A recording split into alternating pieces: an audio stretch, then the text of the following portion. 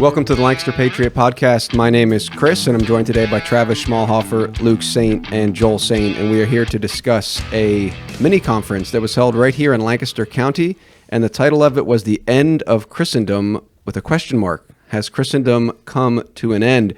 This was put on at Zeltenreich Reformed Church, which is here in Lancaster County, as I mentioned, and the speaker of this mini-conference was Dr. W. Robert Godfrey of Ligonier Ministries. You may have heard of him before. I've listened to some of his stuff in the past. By the way, I did contact or attempt to contact Dr. Godfrey and also Robert Godfrey Jr., who's the pastor at Zeltenreich Reformed Church, to invite them onto the podcast to discuss this. I've not heard back from either Dr. Godfrey or Pastor Godfrey at Zeltenreich Reformed Church, but that invitation remains open for them to come onto the show and discuss this. So it was a simple conference, 2 sessions, where Dr. Godfrey is asking the question and answering it, has Christendom come to an end? And then giving his analysis and his, path forward. So there were 2 sessions, about an hour each, and we're going to try to dig into these in 2 parts, about an hour each.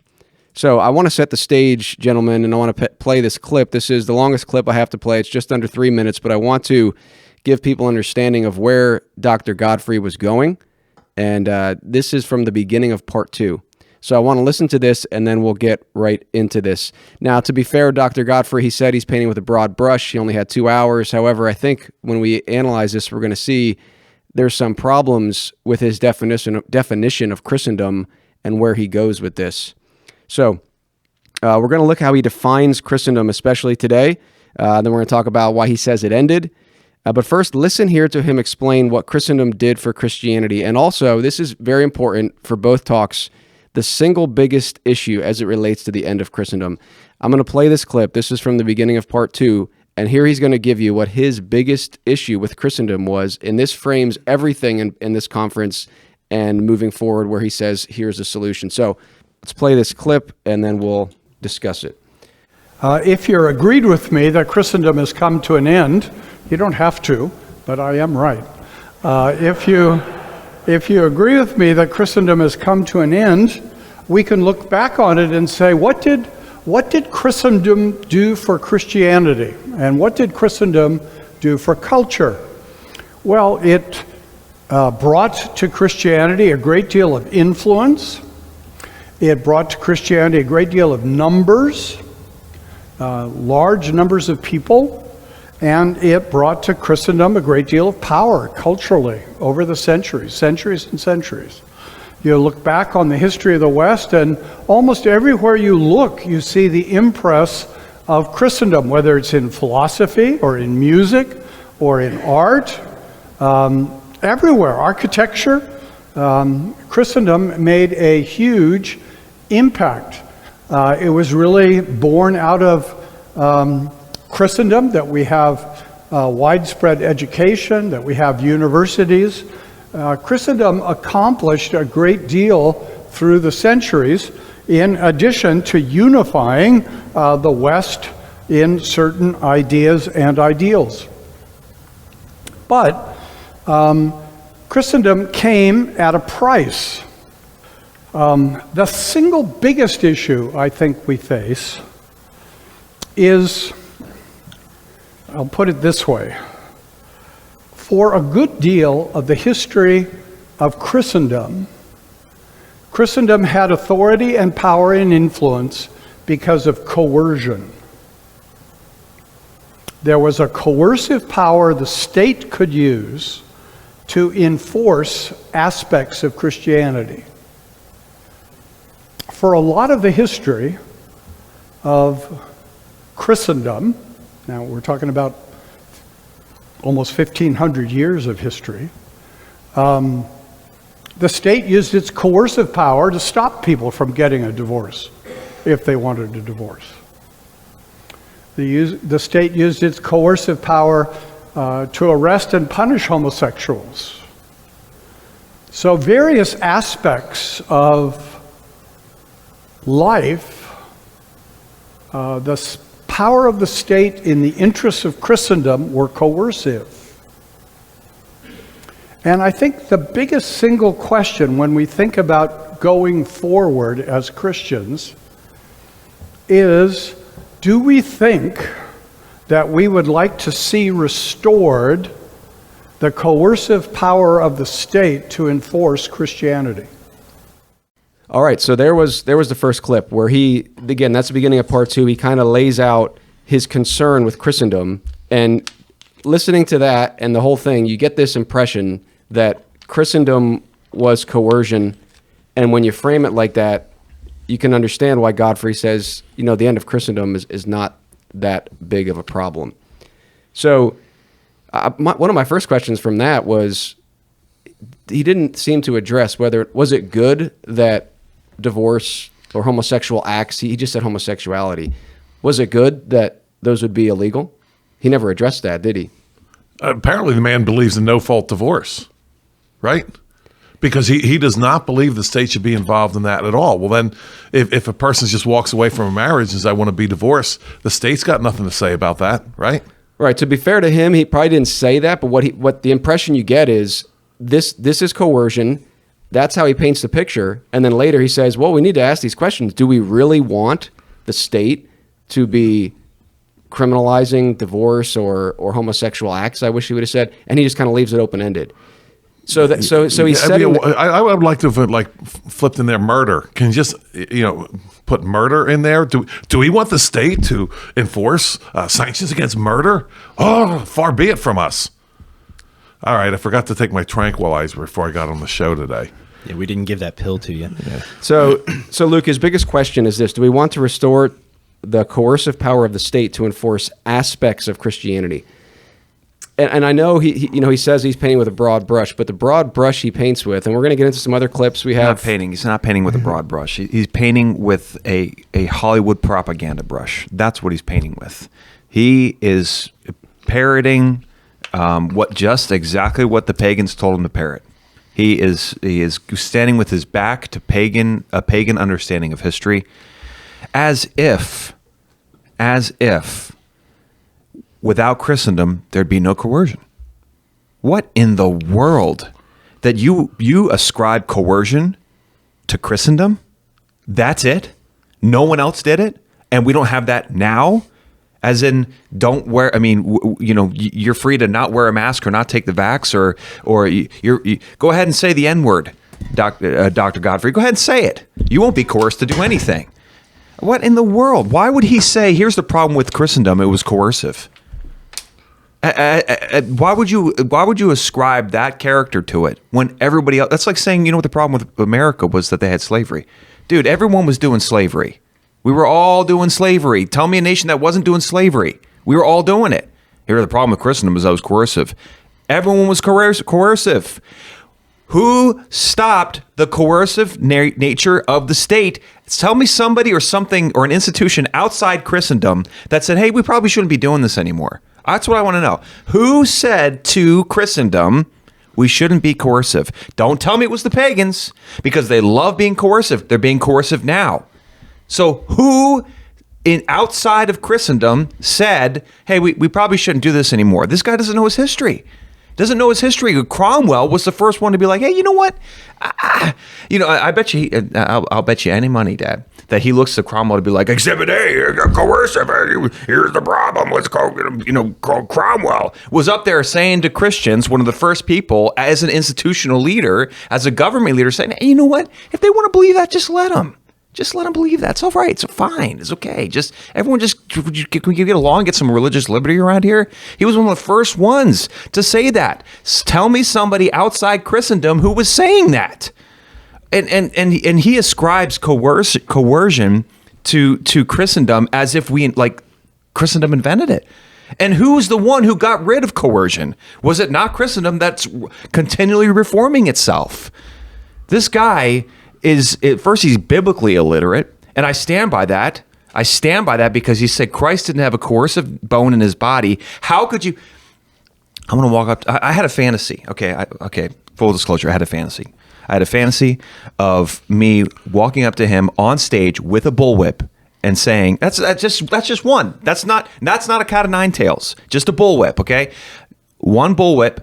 and walking up and saying, get off the stage. Am I being coercive? Get off the stage. Am I being coercive? Am I being coercive? And just whipping this guy off the stage and ask, hey, am I being coercive? If he says no, then he's lying. If he says yes, then he admitted he lied, because Christ was obviously whipping people out of the temple. And you don't think that's coercive? And you are this big Ligonier big shot with all these years of teaching, and I'm sitting there with my bag of chips going, wait, hang on a second. Remember that time when Christ whipped people out of the temple? Oh, Christ didn't have a coercive bone in his body.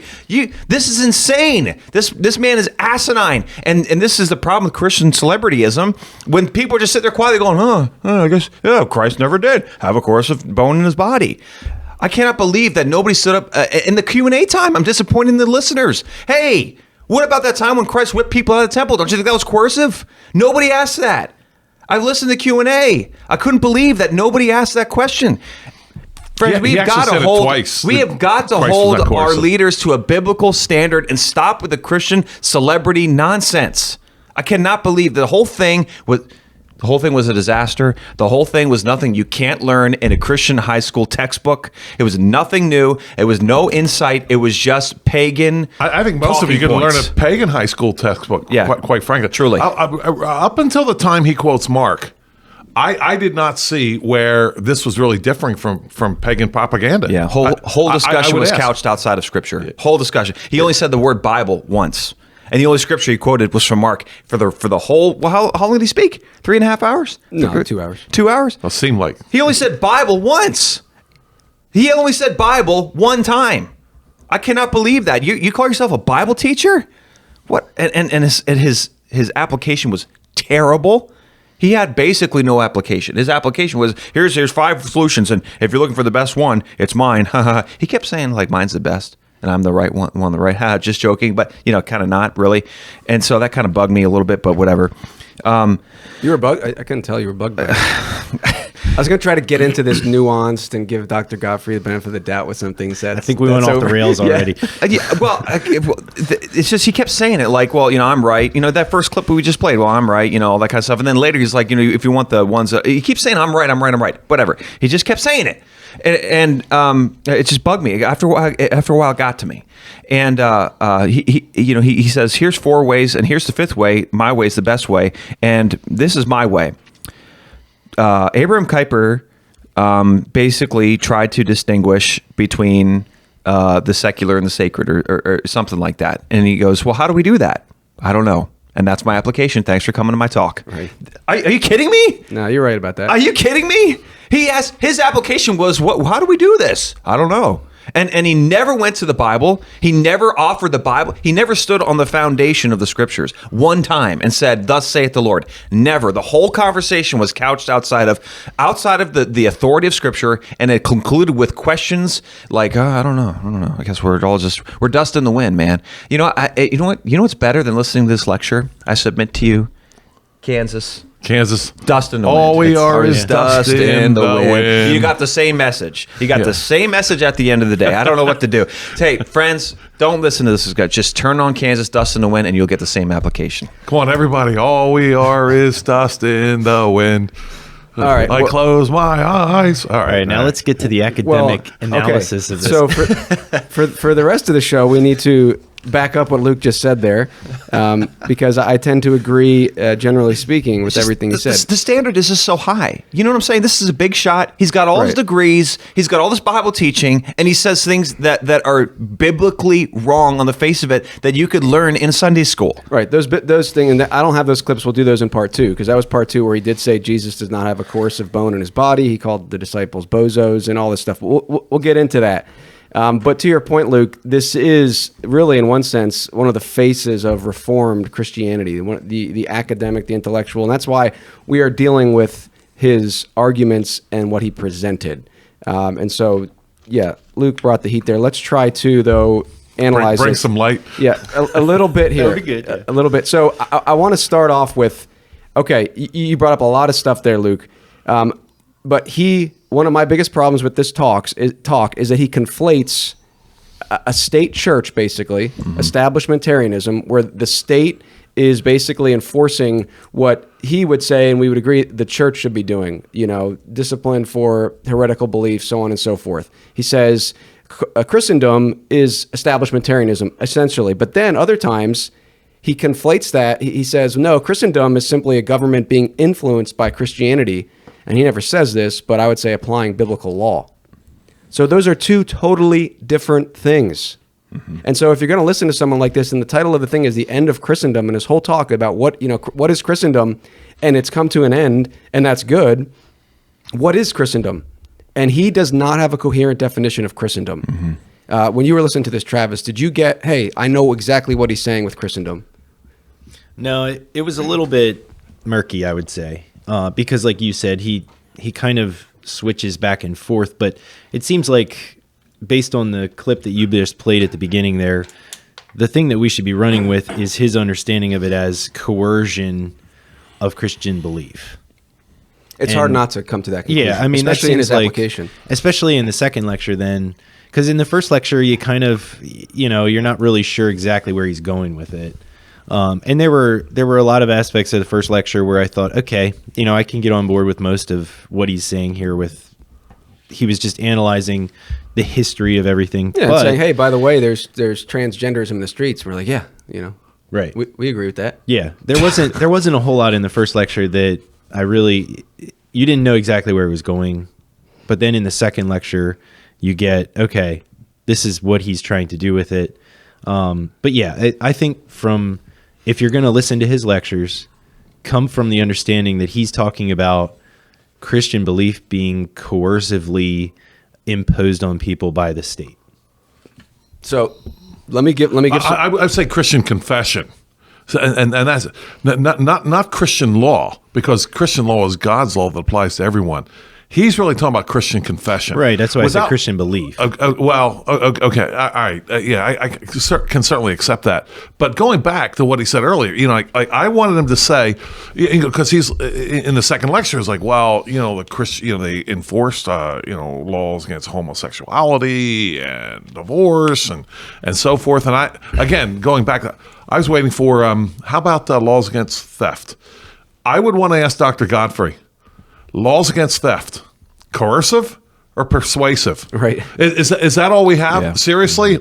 You shouldn't do that. I mean, does he want Santa Claus for a god here? Right. Yeah. And he is all about coercion, as you pointed out, Chris. Because when I was talking to Chris about this before, Chris was telling me, he's like, hey, in the lecture, he talks about how great it was when the principal picked up one of the students and ran him against the wall.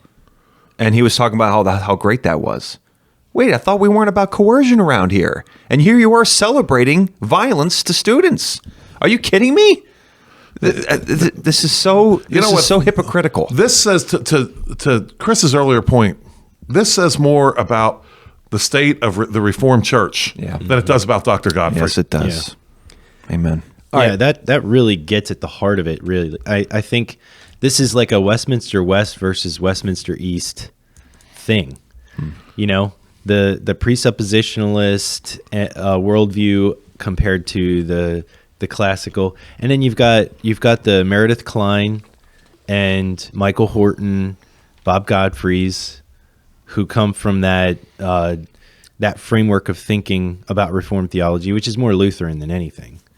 And then you've got the one that we espouse, and you see where they lead. Yeah, you really do. Luke, I couldn't help but think, I was listening to this, how you know how you kids were growing up, right? I would talk about the fact that the reason why the world is not Christianized is because in Christian circles there's an acute shortage of hot chocolate, coffee, and donuts. If we just had enough hot chocolate, coffee, and donuts and passed them out, maybe with an occasional spaghetti dinner, we could totally convert the world, because they would know what wonderful people we are. Mm-hmm. That was behind what Godfrey was saying. Yeah. Right. Persuasion. Right. Yeah, persuasion. The good old days when we could just persuade people and not coerce them into Christianity, right. which is part of his entire show, which is completely confusing. Isn't it wonderful that we're not going to have coercion anymore? Now we're going to have persuasion. Mm-hmm. Well, I would want to know how the Emperor Valentinian in 374 outlaws child abandonment. Was that through persuasion or coercion? And once he does outlaw child abandonment in 374 AD, is that now a problem because it's coercive, because you're not allowed to abandon your baby outside the walls or toss him in the water anymore? Right. Is that a good thing? That he did not address. He didn't. He did not say, hey, it's a good thing to have biblical law. I mean, those words could not come out of his mouth. No. So, okay, I need to cite some of this stuff. I mean, I appreciate all the commentary and keep it coming. But here's what Godfrey said. This is going to be on the screen if you're watching. This is quote 1 there.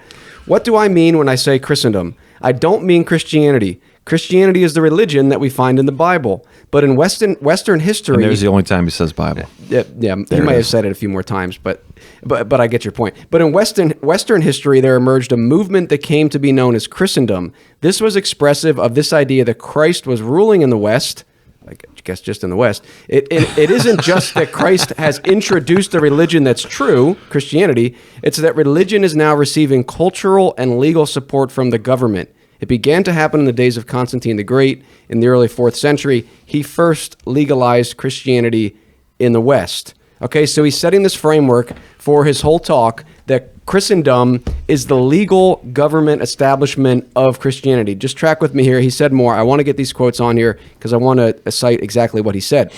He said, Constantine granted legalization to Christianity, but a later emperor, Theodosius the Great, made Christianity the official religion of the Roman Empire and gradually made it more and more difficult to be a member of any other religion. And so Christianity came to be established. It came to be the legal religion. It had wide popular support because people had followed the lead of the emperor into the church, and the emperor then granted more and more privileges and more support to Christianity. And this thing, Christendom, came into existence. Not just the Christian religion, but now a whole religious establishment supported by the state with extensive power. And that new reality in the West had huge staying power. It lasted at least 1,100 years. Church and state walked closely together for 1,100 years. Christians became used to being the dominant point of view, the dominant power, having strong support from the state. All right, that's from the beginning of part 1 of his talk. Now, it seems to me, again, tell me what you think, guys, that Godfrey's view of Christendom is essentially a state church enforcing the Christian religion even down to personal beliefs. And the reason that I say that, especially in his rhetoric, I don't have the clip now, but in part 2, he said, Jesus never went around and said, believe this or I'm going to lock you up.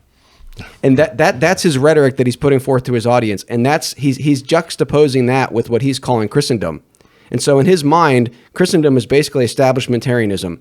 The government says, you go to this church, you believe this. If you don't, we're going to punish you. Now, did that happen in history? Yeah, at some points. I mean, we can look at the nonconformists, people like John Owen or John Bunyan in England.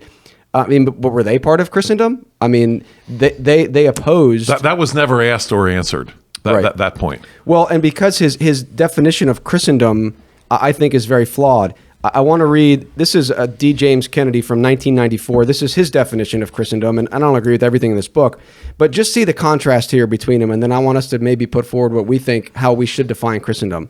But Kennedy says, in times past, Christendom was comprised of those people living in Christian territories. Today, Christendom is comprised of true Christians and those professing Christians who have never experienced the saving grace of Christ. Many members of Christendom have lived lives that were totally unworthy of the name of Christ, or the name Christian.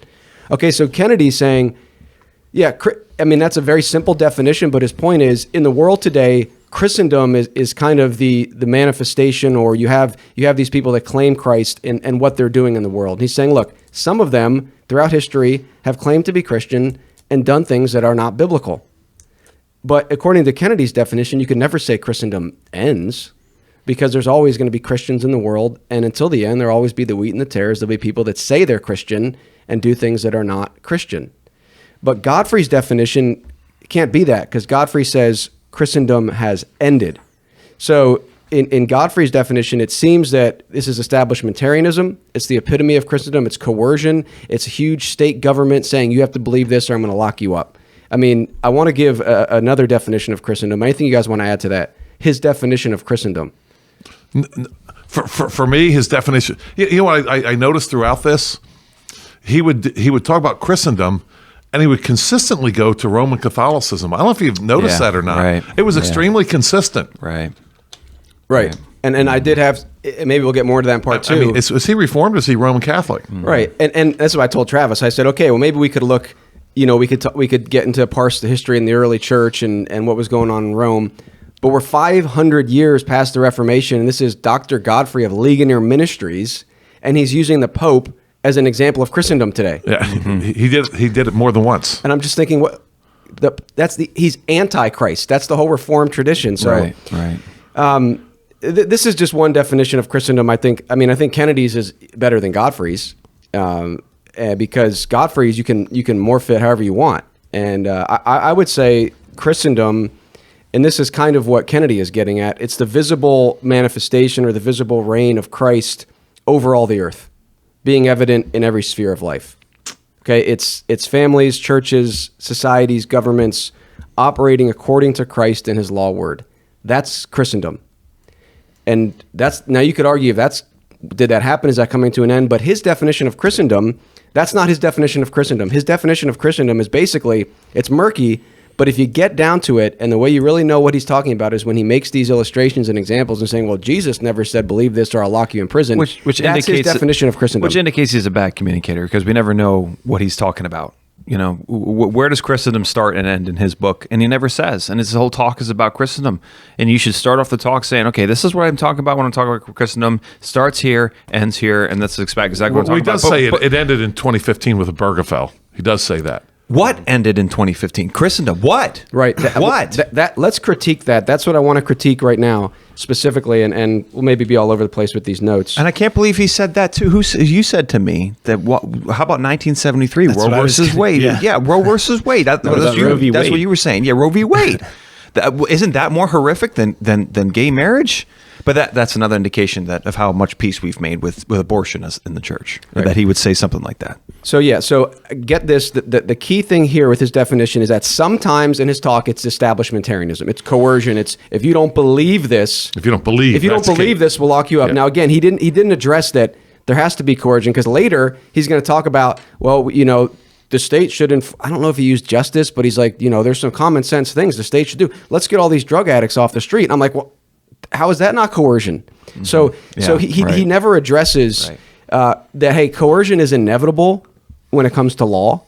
His point is he makes Christendom establishmentarianism, but then at other times it's kind of the general influence of Christianity. Mm-hmm. Right. And I'm like, okay, which one is it? Because those are two different things. Because when you make it establishmentarianism, it's a nice way to toss out Christendom. Because nobody likes the fact that the church would, the state would be married to the church and say, if you don't believe this, we're going to lock you up. I mean, so it's very easy if you paint Christendom like that to then dismiss it.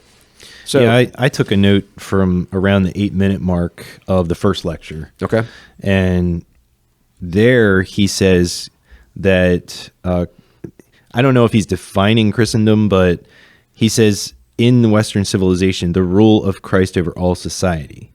And then he also says cultural and legal support of Christianity. Mm-hmm. So that was why it was a little bit difficult because you have that being thrown out there and then you have all this talk of coercion.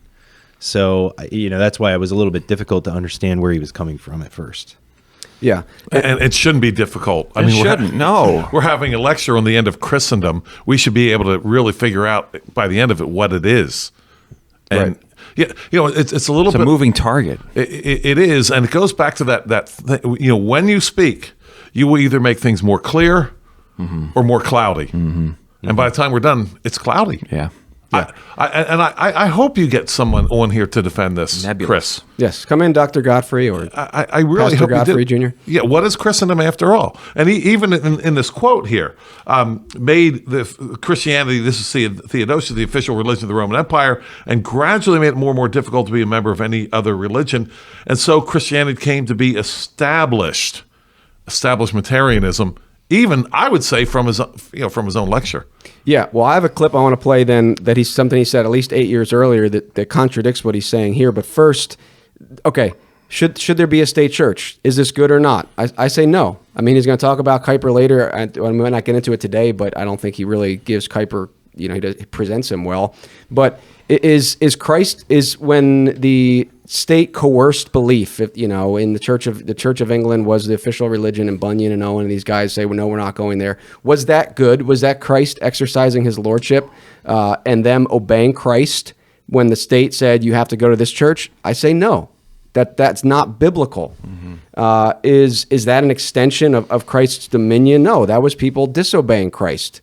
So Godfrey's equating Christendom with the legal establishment of a church or religion, and I don't think any of us here would define Christendom like that, right? Kennedy certainly didn't. Mm-hmm. So he's creating this definition of Christendom that suits his interests, because now he can easily dismiss Christendom because nobody's going to disagree with him. And that's why one of the question and answer, one of the guys was like, well, I didn't know where this was going, but then when I heard you talk, I was like, okay.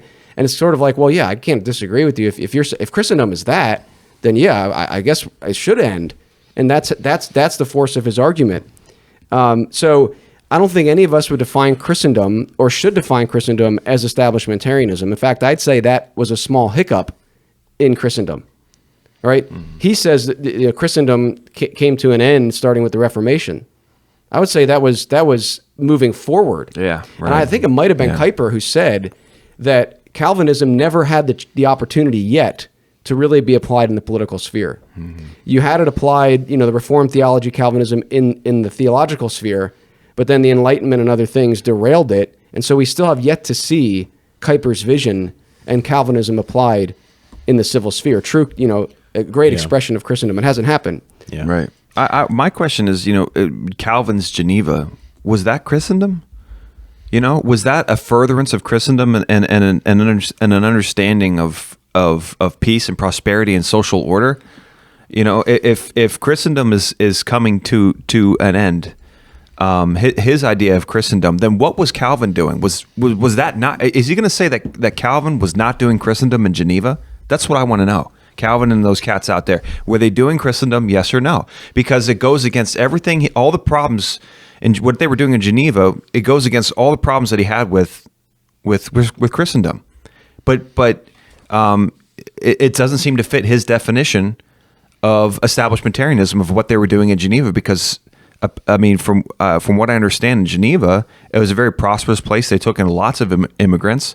They weren't forcing people to become Christians. From what I understand, they weren't arresting people. Hey, you're not a Christian, get them. So what was that? Was that Christendom? Because that affected the entire country. That infected all of Europe. What Calvin was doing in Geneva. So I want to know what was that? According to his definition, that's not Christendom. Well, then what was it? Just Christianity? That's what I want to know. Christendom is merely the Christianity's influence on a society. That's all Christendom is. Right. That's, I think, a good definition in a nutshell. And that, Christendom is... That's how it can be measured. You can measure Christendom by how strong Christianity's influences on the people, the culture, the society, and the institutions, the laws, all that stuff. That was totally missed. I mean, he at some point said Christendom influenced the art. I'm saying, wait a minute. The Christianity, Christ influenced that. The art and the culture would be the Christendom. Right. That's where everything is mixed up. He's like, Christendom has influenced art. And it's like, wait a minute. I thought your definition of Christendom was establishmentarianism and coercion. It's a moving target, man. We're jumping off, man. We're jumping on and jumping off. Yeah, right. Somebody said, I want good art around here, said Theodosius. By George, you, and you. Give me some good art. Oh, my word. I think it's hilarious that he had to say that the two emperors that he mentions here, Constantine Theodosius. Yeah. And they're both followed by what? Constantine the Great. Theodosius the Great. Did you read that? I'm going to underline it and circle it. Why do you think they were called the Great? Both of them. Here's our problems. There's these two kings called the Great. They started Christendom. Are you kidding me? You're Alfred the Great. Alfred the Great. But the two people he cites as the beginning Christendom, they're both called the Great. And Dr. Godfrey, I know you didn't call him that. Somebody else did. So who called him that? All right, I want to play this clip from the first talk. This is where he's talking about the coronation of King Charles. And he says this is the last gasp of Christendom. So listen to this. Now, being a deeply cynical person myself, as I listened to this, 2,000 people there in the cathedral listening to the king, I thought to myself, I wonder if there's one single person in this building who actually hopes that he'll uphold the Protestant Reformed religion. Probably not. But it's the last kind of gasp of Christendom, where the church and the state were expected to march together in the defense of what would have been called Christian civilization, in defense of Christendom. But Christendom, I'm going to argue as we go along, has really come to an end, certainly in America. And it's probably come to an end more slowly in America than it came to an end in most places in Europe. I would say the beginning of the end of Christendom was the Protestant Reformation. All right, so the beginning of the end of Christendom is the Protestant Reformation. Now that somewhat makes sense with his definition of Christendom as establishmentarianism, I guess. You could say that in the Reformation, the people rejected and protested against the Roman Catholic Church, which was at that point very closely united to the state, right? And then you have this, these struggles, and then the Church of England is established, and the nonconformists there, and the Puritans and the separatists, and to him, all that is Christendom. Christendom is establishmentarian. I just can't stress that enough. If you're listening and you watched his talk, and again, that proves the point. If he's saying it ended with the Reformation, it's establishmentarianism. Because, what didn't end with the Reformation was the influence of Christianity on society. Yeah, right? see, I wonder, is Christian civilization for him a good thing or a bad thing? Right. I don't know. And again, what would Christian civilization be? In his mind, what he's saying is we're going to force you to be a Christian. And what we would say is Christian civilization is justice and righteousness in society according to Christ and his word. Where does he think justice and righteousness is coming from if it doesn't come from Christ? Right. So one thing too, Kuyper, he mentions Kuyper. I wonder if, of course, he's not going to agree everything that Kuyper says, but when you're framing things and something you can't disagree with, here's something from Kuyper that I would hope Godfrey would ultimately agree with without qualification, but according to this, he can't. Here's Kuyper. In response to sin, God sent his son to redeem his imagers and restore his good creation. We have a problem there already, right? Restore, right? Everything's getting worse and worse. He has given his son, going back to Kuyper, he has given his son all authority in heaven and on earth. Christ is Lord over all creation, and therefore Lord over every sphere of culture. Sounds like Christendom to me. Right. That's my question to Dr. Godfrey. And to your point, Travis, a lot of this first talk was like, okay, I mean, he's just given us a history lesson. It's like, yeah, we know that happened in the Reformation. We know that there was at points coercion, if you will. We know that there's, now sodomy parades in the street. We know those things, Dr. Godfrey. Thanks for pointing them out. But what he doesn't do is address the fact that there is, he maybe hints at this, but then he never, when I think he's talking about Kuyper, there is a religion now in America that is influencing all the laws. There is a religion now that is leading to the transformation of the institutions, and it's not Christianity. So if Dr. Godfrey could have said this, I think it would have been very helpful to his listeners. He could have said, hey, here's what happened. Here's a historical, you had this and that, and here's where we're at now, and now we have sodomy in the streets and transgenderism and abortion. You know what we should want and pray for? This is what I wish Dr. Godfrey would have said.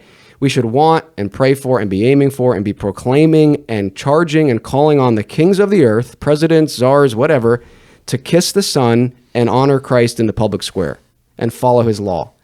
He did not say that because that would completely just implode everything he's saying.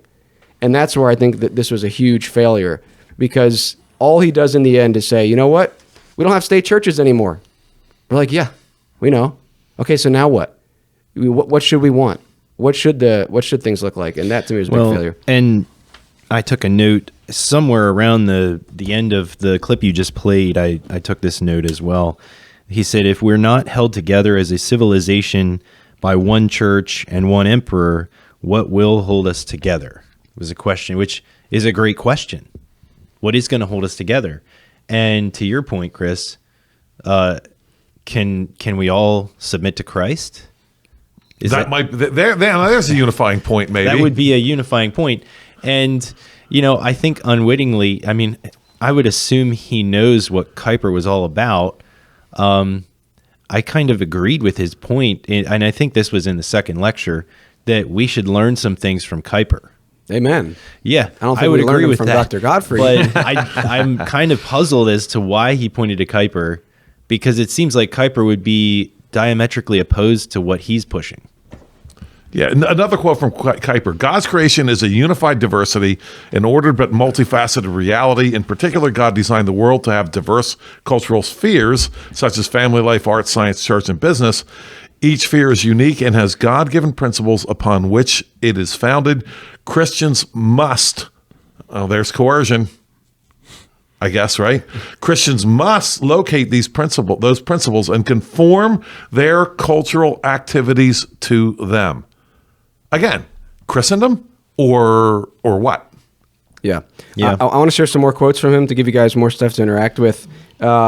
He talks about American history. Okay. This is on page 4 of your notes, text number, quote 6. He says, now in theory, our Constitution said there would be no established church. This was a huge mistake. I think this is a joke he's saying here. This was a huge mistake, reflecting that George Washington didn't really know about being Dutch Reformed. No, the founders of America had experienced the domination of a single denomination, and they didn't want that. But even though there was no established church in America, there was a pretty established religion in America. It was Christianity. Even more than that, it was really Protestantism. Jews who moved to America knew this was a Protestant country. The Catholics who moved to America, they discovered they needed to build Roman Catholic schools because the public schools were Protestant schools. So what his definition of Christendom just changed that it's not an established church, it's established religion, but not by law? So what is he talking about?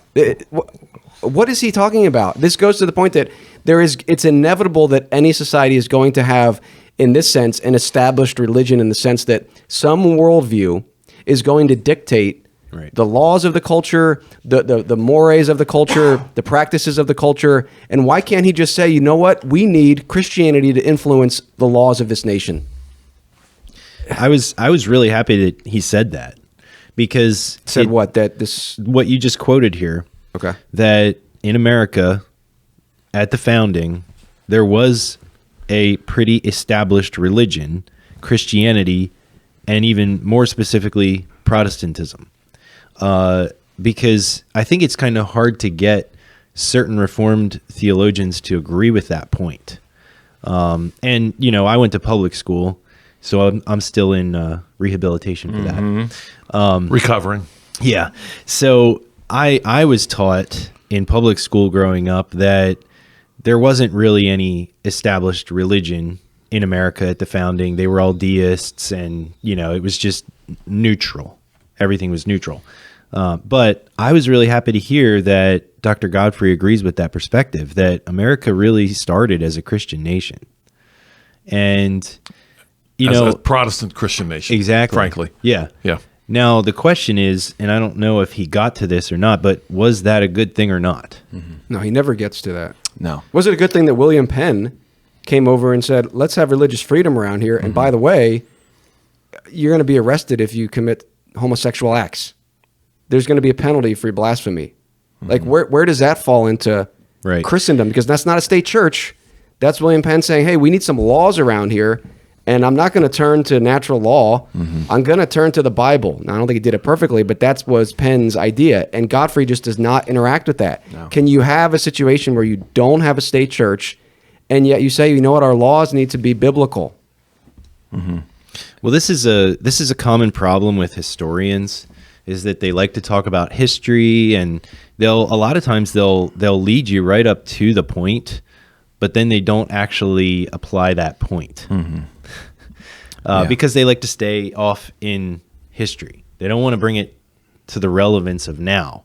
But I think that it's interesting to me that he came to a lot of the right conclusions on some of these things, like this quote we just read, but then, and then to say we need to look to Kuyper, all of these things. It's like, well, you need to follow your own advice here. Can we take the next step and say, well, what should we be doing now? Mm-hmm. Because there was really no help in that way. If you were listening to the whole lecture series, there was really no help in that way. No. And it ended up that he, instead of taking these ideas here and saying, okay, well, let's try to apply that now, it never really happened. Did you see in the Q&A, he never went to the Bible? And, well, he did say that he disagrees with postmillennialism because you can't see that in Scripture. Well, yeah, I understand that, but he still didn't use the Bible. He just said, "I don't see it in Scripture." That's not how I interpret it. That's not. He never good used enough. it positively. He never used it positively. Right. He never stood on the authority of Scripture. When the lady was asking, his solution to everything, because in the Q&A, when he told people what to do, he never said, "Thus saith the Lord." He never said, "Go back to the Scriptures. That's where the answers are." And you don't really need to say to word it that way, but man, you need to act like you believe that. Because this whole time I feel like you don't believe that. Because he kept saying to the one lady, she's like, "What do I do? I got grandkids, and I'm concerned about what do we do about the future? Get them into church." Oh, you mean your church? You just want butts in the seats. Oh, get them into church. Great, and that's what he said. And then so we need to tell them the truth, and then we need to be honest. None of them biblical answers. Thanks for nothing. A terrible application, and frankly, no application. Could have got the same from a Roman Catholic. But by the way, Luke, I think those things are true. Yeah, we need to tell them the truth. But yes, that's true. But outside of a biblical framework, it's useless and worthless. Yeah. See, here's the thing. That way, tell them the truth. Oh, let me get my pen out for that one. Can we go over that one? Tell them the truth. How do you spell truth here? T-U-R-T. What in the world? I came to this conference and learned to tell my kids the truth. Now there's a newsflash for you. We need to tell them this the is truth. maddening. Yeah. This is what he means by that. Yeah. Tell him tell your kids every single bad thing about Christianity and Christendom, but don't ever tell them the positive things. That's what he means. You got to tell them the truth because bad things happen in Christianity, and we're not telling your kids or Christendom. Oh, Christendom. Oh, yeah. Dude, are you kidding me? And what is this? Where is this guy getting off saying that Christendom has ended? Yeah, maybe in America, but have you guys seen the president of El Salvador lately? Let me read you a quote from the president of El Salvador. Everything that happened this was in Spanish, this is the English translation. Everything that happened during those years was done with the backing, financing, consent, and imposition of those who have always called themselves great defenders of human rights and democratic institutionality. Instead of giving us medicine to heal, they were giving us poison. They wanted us to continue doing the same things that they were done in the past. They wanted the same people who had plundered and massacred us to continue governing us, or at least sharing power. But this time we said no. We rejected the poison, and for the first time, we tasted our own medicine. Thank God it worked. The first thing we did was to make sure we were on the side of God and the people, because no worthwhile transformation can be accomplished by obeying external powers. Christendom, yes or no? Is that Christendom to you? That's what I want to know. Well, I don't know. I didn't hear Christ mentioned at all.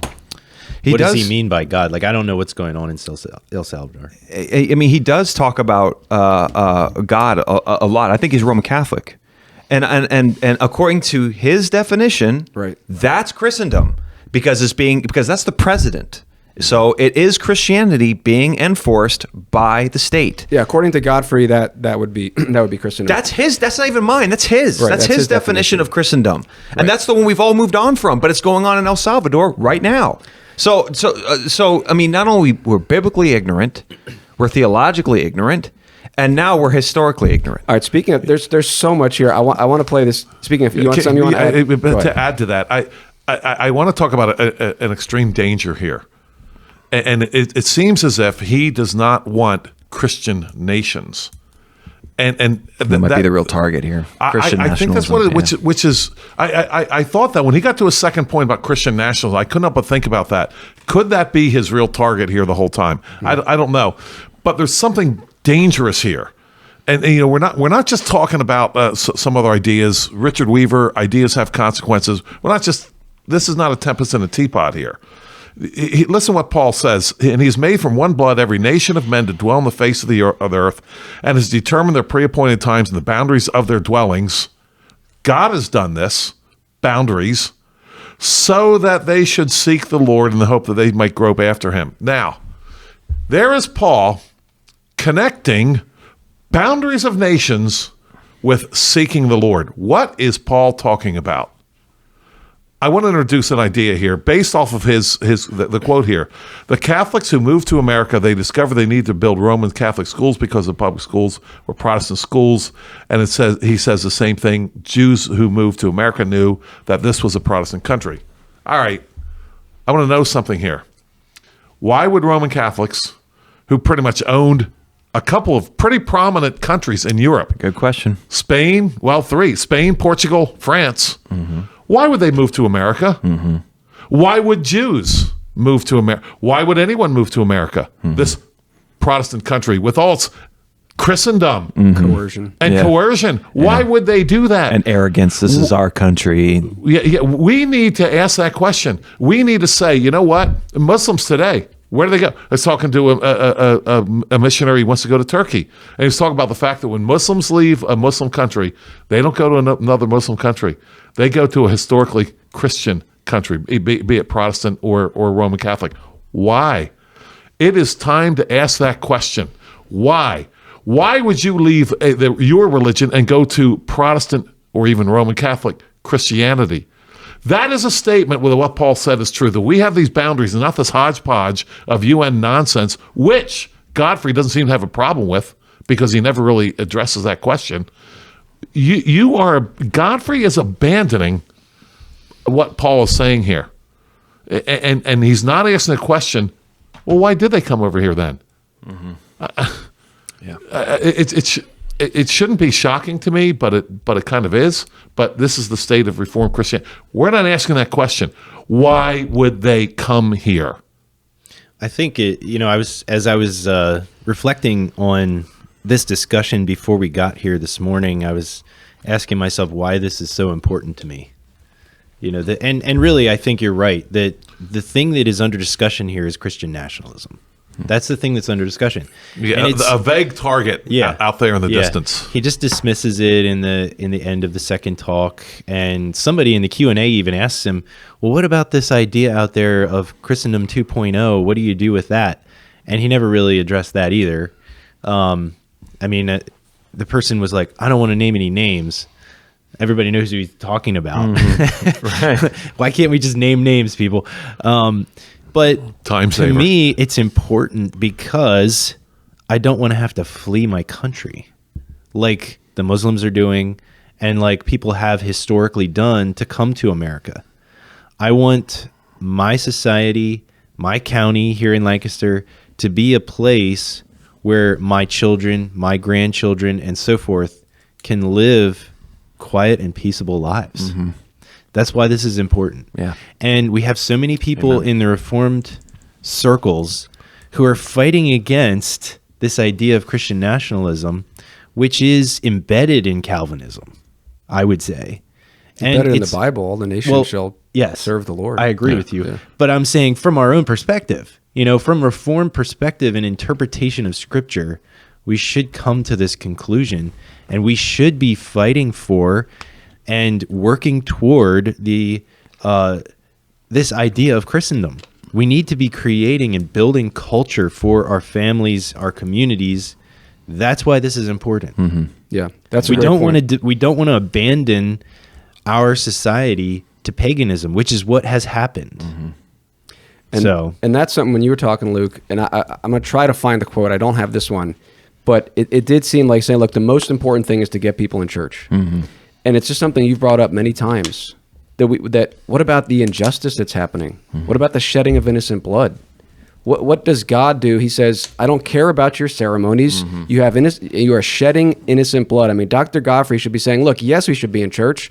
Yes, we should have the right theology. But you know what? If we're doing nothing while babies are being butchered, and I know he opposes abortion, but that's not an incidental thing. Hey, the most important thing, just be in church.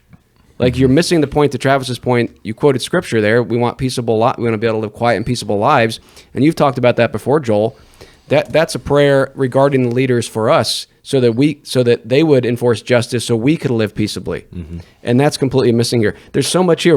Let's try to get into some more. I want to play this quote. You talked about history, and I think one of the things here, I found a quote from at least 8 years prior to this, which to me was very interesting. So in this whole talk, this was this month in November, this End of Christendom thing that Dr. Godfrey did. And his whole thing is, look, Christendom started with Theodosius, right? 390-ish. All right, and it lasted for at least 1,100 years. That brings you up to roughly the time of the Reformation. And he's like, that was coercion. It started with Theodosius and Constantine, and it's been coercion since. I found this clip from 8 years earlier, and he says something completely different. Completely different. So listen to this clip. Listen to what he says here about when coercion started in history. And I think this goes to your point, Travis, that this is really a subtle attack on Christian nationalism. Now, we have a lot of issues with some presentations of Christian nationalism. We've talked about that before. But the simple premise, to your point, Travis, that the nation in all its institutions should honor Christ and follow God's law. That's what I'm talking about here with Christian nationalism. And that's what you're talking about, I believe. And so if this, to me, Dr. Godfrey would not have said what he said in this conference in 2015 when I played this clip, because he didn't need to, because at that point, Christian nationalism and postmillennialism and theonomy, I think it was kind of like, okay, we dealt with that. Like, we're good. We got this. He wrote the book on that, right? Technically. Yeah. He addressed that. That's over. Now we can just kind of let the state do its thing, and we'll kind of have a voice. That was kind of his conclusion in the end. Kuyper says, what Kuyper wants us to do is just have a voice. That's all. Have a seat at the table. If we can just have a seat at the table. But listen to what Godfrey said. This was posted in 2015, so it's at least that old. And I know you may not have listened to this talk, but I hope we've shared some quotes here. That Dr. Godfrey said this month that, Christendom, the main issue is coercion. It's been going on for 1,100 years, from 390-ish with Theodosius to the Reformation. Listen to what he said in 2015. The Crusades are a radical break with anything that had happened in Christian history up till that point. Up until that point, Christians had gone to war, but Christians had always gone to war in support of the state to pursue some political objective. They may have felt that their state was a Christian state, and that therefore in going to war for the state, they were doing something that was good in the eyes of God. But they had never gone to war for the church. They had always, in fact, believed that part of the separation of church and state was that the state was given power by God to protect the nation and to promote peace, whereas the church had a spiritual mission on earth. But with the coming of the crusading ideal in Europe, that idea began to change. And Christians began to think that it was legitimate to use force to advance the church and the cause of Christ, not just to protect and to defend the state. I listened to that and I said, what? Dr. Godfrey said that this idea, the separation of church and state, was this bastion of thought from 396 to 1090 when the First Crusade happened. That's what he said. He said this was a radical break from anything that came before. Before the Crusades, the Christians had this idea of the separation of church and state.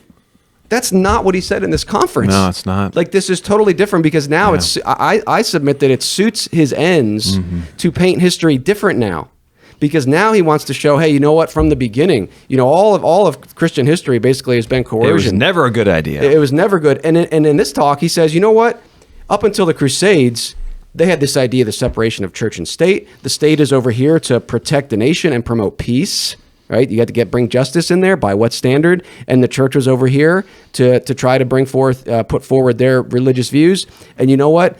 It was a radical break with the Crusades, because then Christians started to think, you know what, we can use force to promote the church. Is that not radically different than what his whole talk on the End of Christendom was? Well, I mean, I know that if you were to listen to something I said 10 years ago, it would probably be different. So I want to be charitable there. However, but this is a historian. This guy is a historian, and this was not a slip of the tongue. He said the Crusades was a radical break from anything that came before. And before that, they had this idea of the separation of church and state. Can you imagine if he said that at this conference? Hey guys, Christendom for the first 700 years, they were all about the separation of church and state. They did not want coercion. And then along come the Crusades, and it's a radical break from that. And now they're all about coercion. I'm not going to give him the benefit of the doubt on this one, Travis, because this guy is a historian. Well, I agree with you. Yeah. I'm just saying that, we do, our understanding does develop over time. I'm willing to concede that. However, he is a historian, so you would think that's a pretty large period of history 700 years. That you study. So it is interesting. It is interesting that he has that perspective now. And I think that, our understanding of things does change due to the situations that we are in. Like Rosaria Butterfield just recently had a change of perspective on things in her newest book that changed from one of her earlier ones with how she interacts with the LGBTQ community and using pronouns and all that kind of stuff. And she said on an interview on World Podcast that the things that are happening in culture forced her to deal with that issue in a new way. So maybe that's what's happening with Dr. Godfrey. Well, I think it's definitely he's seeing. Yeah, I think there's this rise in Christian nationalism and all these debates that are happening right now, and he's trying to say, you know what, I don't like this. Right. I don't like where this is going. Maybe that's what's caused him to change his perspective on his interpretation of history. Yeah, that's what I'm saying. I'm saying that's the problem. Right. In 2015, if this guy's a historian, he's given us the facts. Hey, here was what was happening then. And now he's changing that because back then in 2015, whenever that was, it almost seems like Dr. Godfrey didn't want to dismiss all that history because you know what? There's a lot of good there. There was a lot of good that happened with the advance of Christianity and culture. And so if he didn't want to say then, you know what, from the beginning, Christianity was all about coercion. Christendom was about coercion. He has to deal with it with the Crusades because, yes, there was things that were done, and we're not going to get into all that in the name of Christ that were wrong. We could pick out those things. But in 2015 or earlier, he wanted to hold on to Christendom prior to that.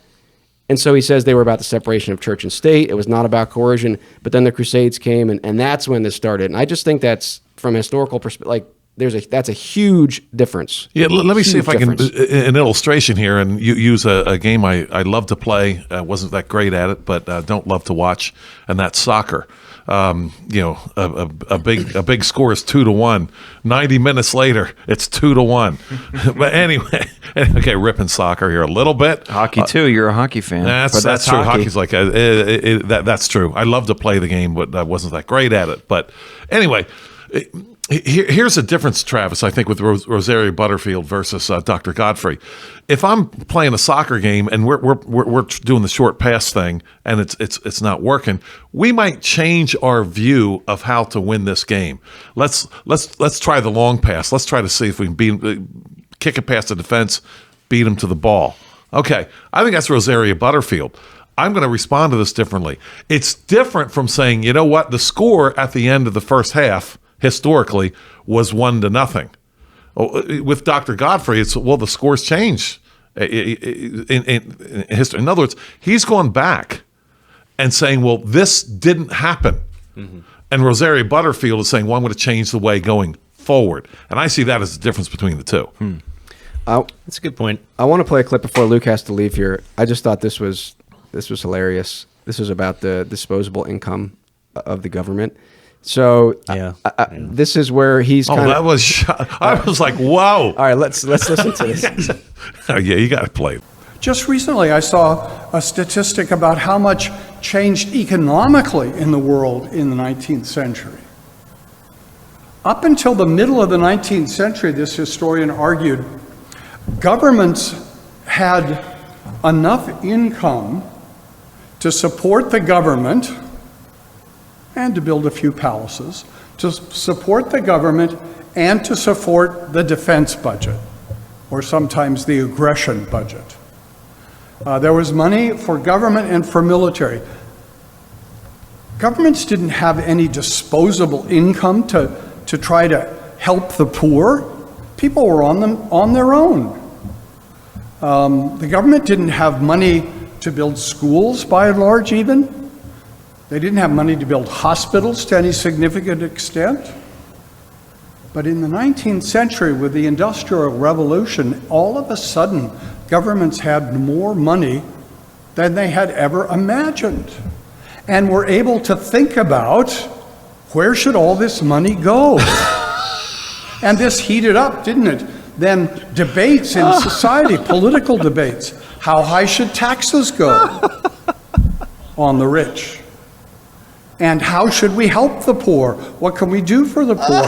What institutions should we establish by the poor? It's hard for us to imagine that before the middle of the 19th century, those kinds of questions were not available to governments because they didn't have the money.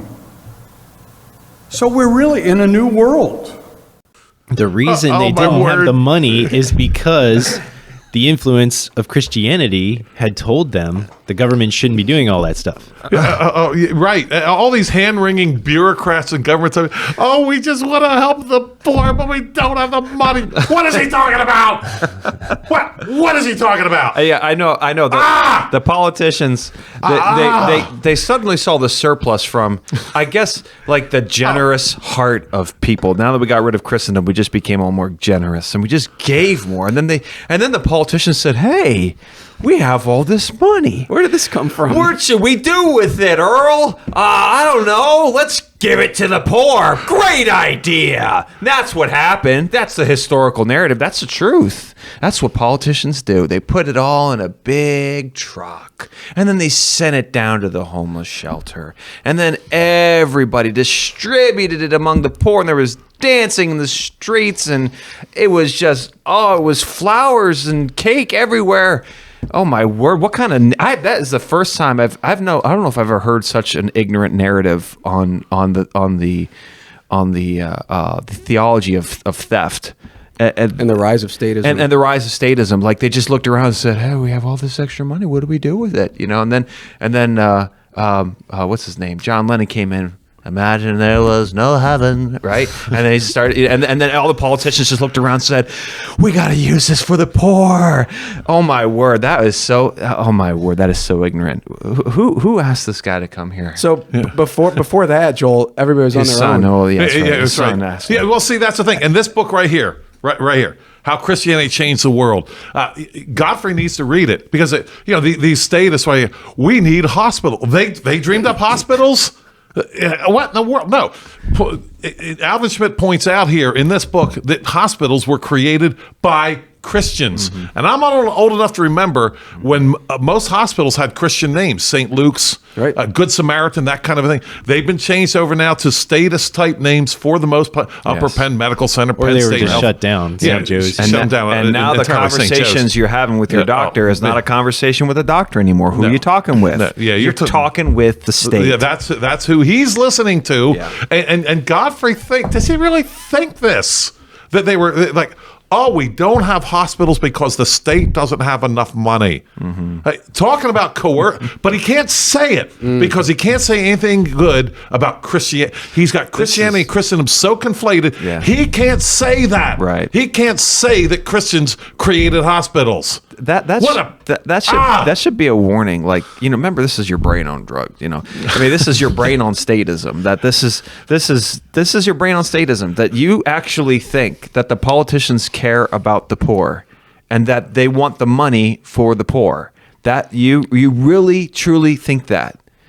I mean. And there was no benevolence to the poor before the politicians had the money to help the poor. What is he talking about I'm here? going to do That's something. embarrassing. It is shameful. It's shameful. I'm going to speak in the language of a foreign tongue to this man.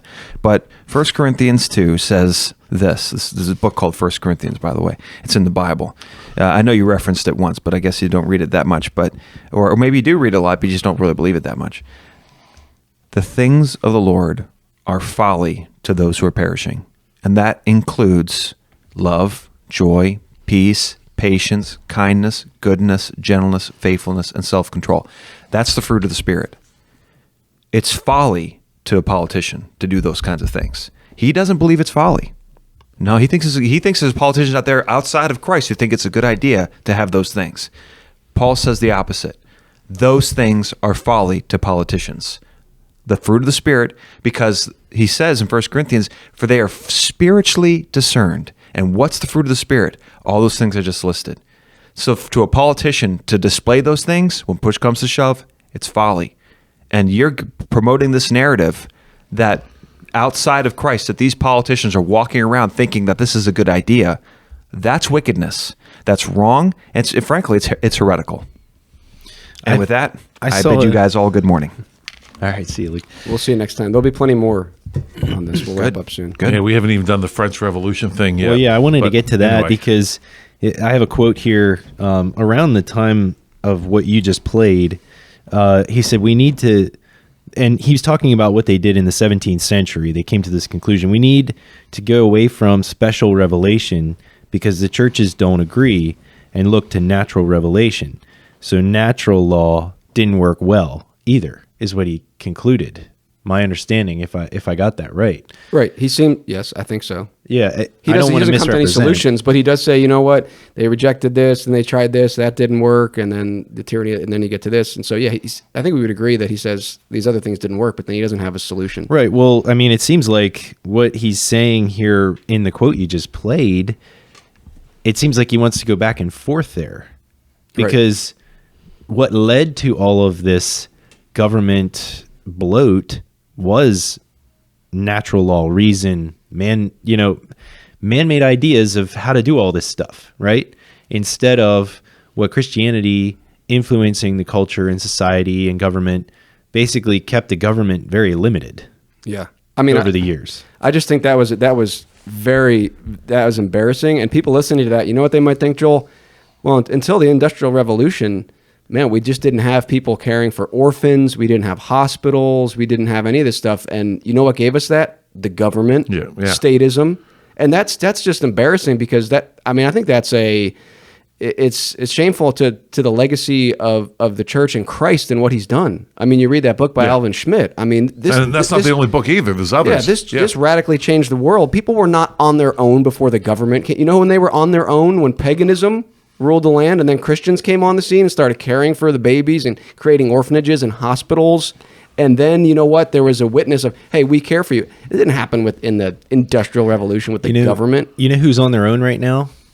The babies. The babies and the kids whose fathers are not standing up for them because the girl who, I was just at a banquet and Riley Gaines spoke at it.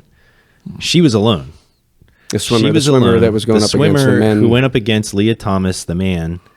She was alone and she said it in her talk. She said, where were the fathers?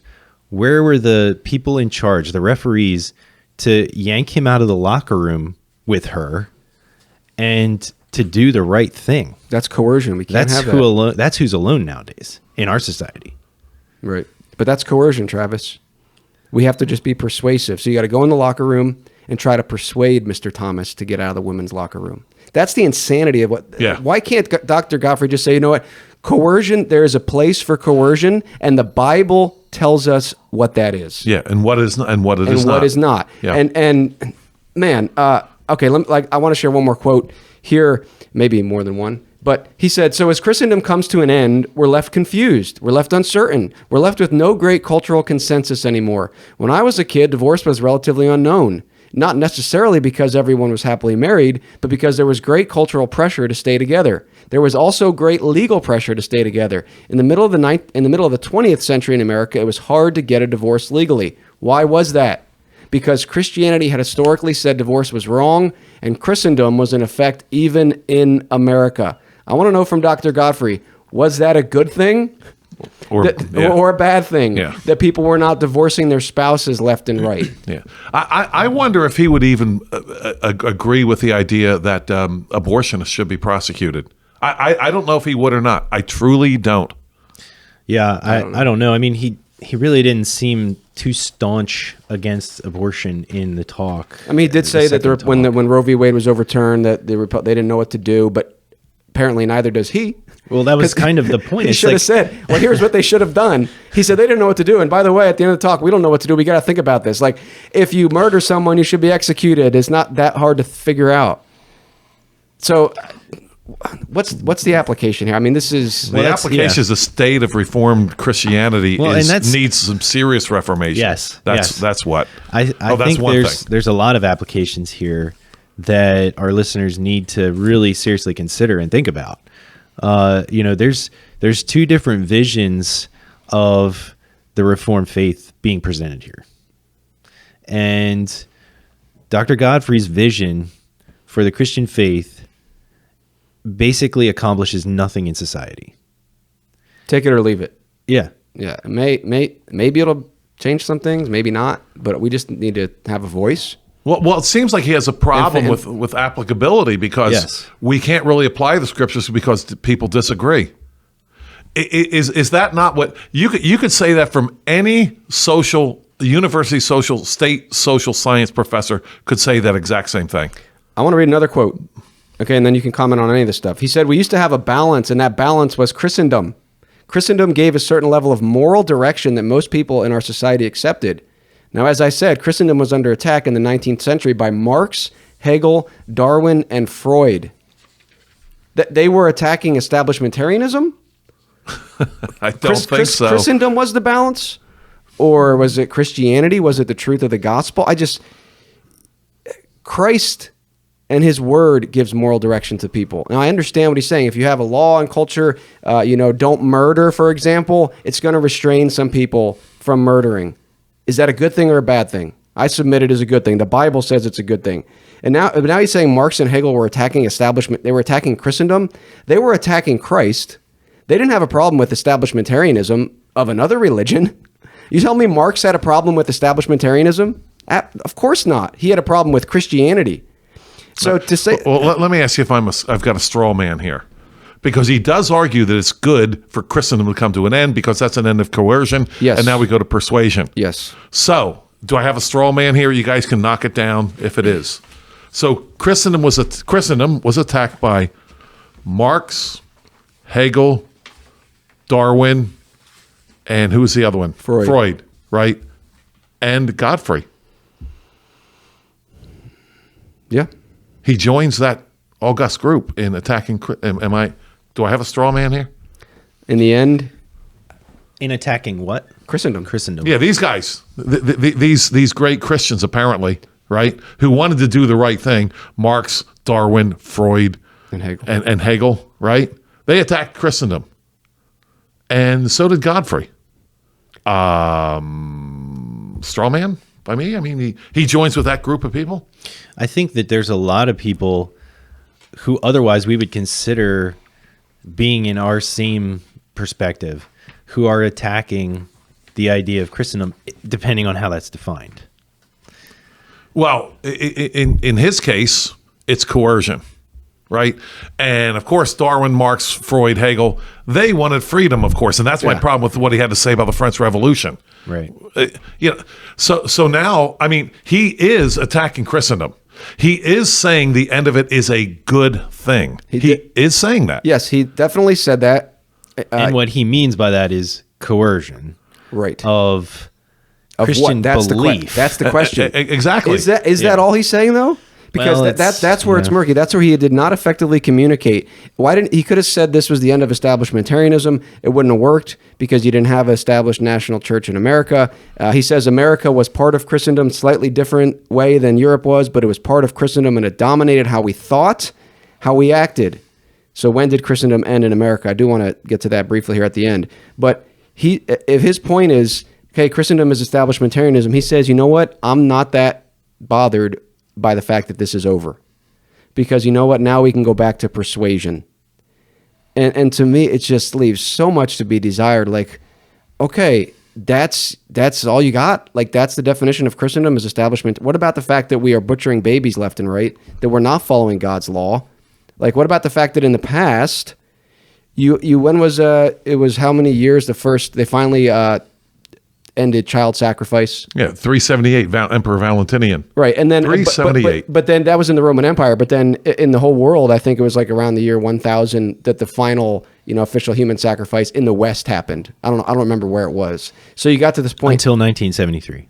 Right, and now it's back Officially. Yeah. And so my question to Dr. Godfrey is like, how you're throwing out, I guess maybe this is just a simple terms, you're throwing out the baby with the bathwater here.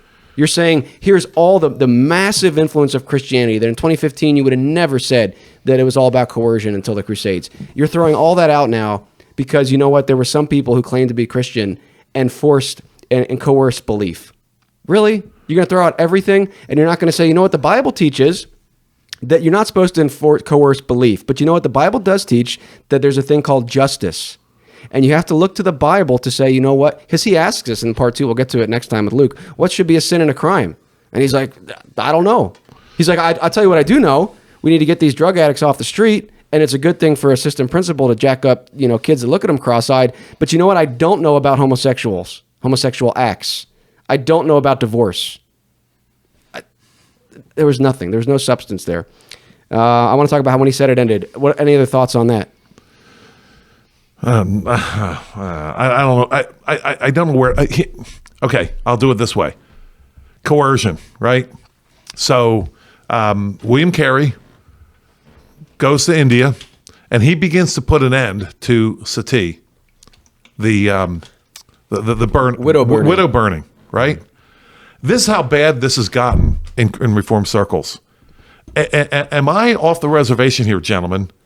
If I'm to say right now, Dr. Godfrey, was that a good thing or a bad thing? Based on what you've said. Now, you're going to say it's a good thing that he did that, right? That William Carey encouraged and even he persuaded them. He never got a law. Did he change that? He absolutely did. That's right. He did. He absolutely did. So there was some coercion there. Oh, yeah. And so I mean, am I crazy that I would have to ask Dr. Godfrey if that was a good thing or a bad thing?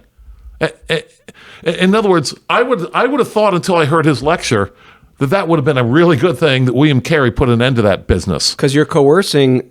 See, this is where people need to understand. You're not coercing a Christian belief. You're not saying, you know what, you guys, you're not allowed to believe that it's a good thing to burn widows. You can believe that all you want. But if you do it, there's going to be coercion here. Yeah. So that's what Godfrey just totally misses. So for our listeners, when you say, we're coercing Christian belief, that is so murky, that's so unclear. The Bible does not say that the civil government comes in and says, hey, believe this or we're going to punish you. It says you've done something. You've done something and now there's a consequence. And if he wants to say that's coercing Christian belief, that's not a good way to put it. It's saying there's a standard of justice and what is it? And so William Carey saying, you know, we need to end the widow burning these widows alive. We need the government to back this because this is murder. And that's coercion. And I don't know why Dr. Godfrey can't make that distinction that, you know, it's good that we don't force people to have a belief anymore. But we're not talking about that. I mean, at the end of the day, there is a very close connection between belief and action. We believe that, or else we wouldn't be so. Of course, yeah. But we're saying the civil government does not punish someone for what they think. Right. Yeah. Right. Thought. What they do. Yes. It's what you do. It's the thought police that we're trying to avoid here. But at the end of the day, I think what a lot of people are uncomfortable with is that there is that connection between belief and action. And so William Carey in India was basically telling people, yeah, you can think it in your mind, but you can't do it. You know. Well, no, and he was actually doing both. But he was only introducing government sanctions for one. Right. And see, this is where we need to talk about it. You have to argue with the thought, right? But you can only enforce on the action, right? You punish the action. You argue. You're persuasive on the thought, right? You're coercive. I'm happy with it. Everybody, like to Luke's point earlier, everybody's happy with coercion. You have to. I mean, there's more. That's his point. There's more coercion now in statism than there ever was in Christendom. Yeah, and even the French Revolution. He presents this, and we don't have time to talk about this, but I came brimming with this. He actually acts as if, in the beginning of his lecture, as if the French Revolution was a good thing. Now, and he changes that towards the end. He calls it godless, which it really was. Mm-hmm. But towards the beginning, he's talking about the fact, well, you know, the reason why people reacted against the church was because it was allied with the state, and the state had become oppressive. You ain't seen oppression till you invent the guillotine, because you can't kill people fast enough. That was a French. That didn't happen before the French. That happened after the. That was the Committee for Public Safety. That was the people that were all about democracy, if I can say that.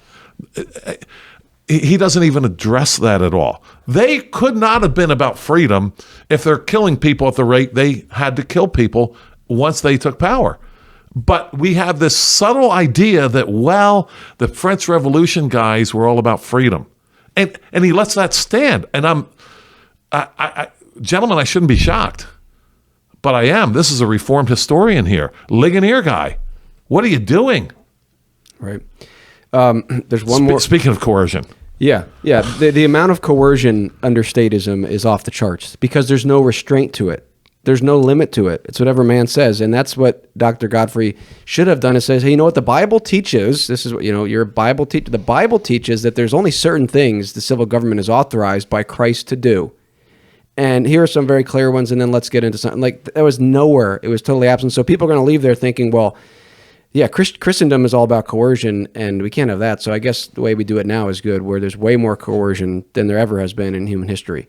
I can't even draw. It's just there's so many regulations. Now, last main thing to talk about here is when he says Christendom ended in America. And this is, again, going to go to the point that his definition of Christendom is all over the place, because he says Christendom ended in 2015. He said it ended in 2015, in the year of the Supreme Court decision legalizing gay marriage. I would argue is not the Supreme Court decision. Listen to this. I would argue that it was not the Supreme Court decision that marked the end of Christendom in America. So he's going to say here, you know what marked the end of Christendom? It was not a legal thing. It was not anything about coercion. It was not about the state. It was not about government.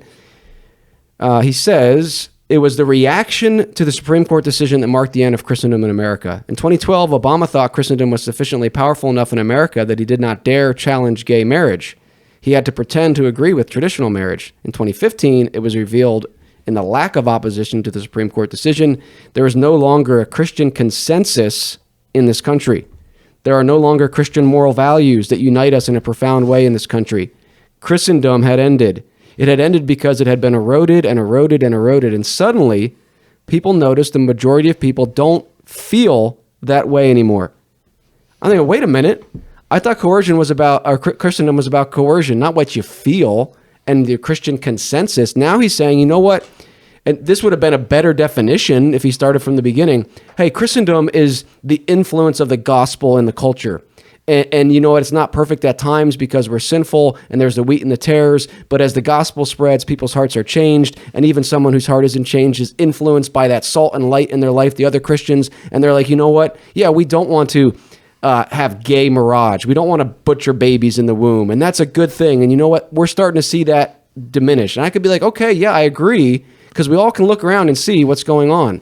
But his thing is, well, that's Christendom. And so he just throws everything out, and it's completely, so unhelpful to anybody really trying to understand what's going on. So that's when it ended, 2015.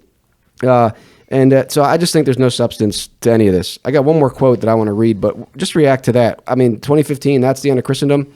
What did you think when he said that? Well, the first thing I thought of was, what about the reaction in 1973? Right. Or the lack of reaction. Why were the states not saying, no, we're not going to follow the Supreme Court decision? Why were the churches not?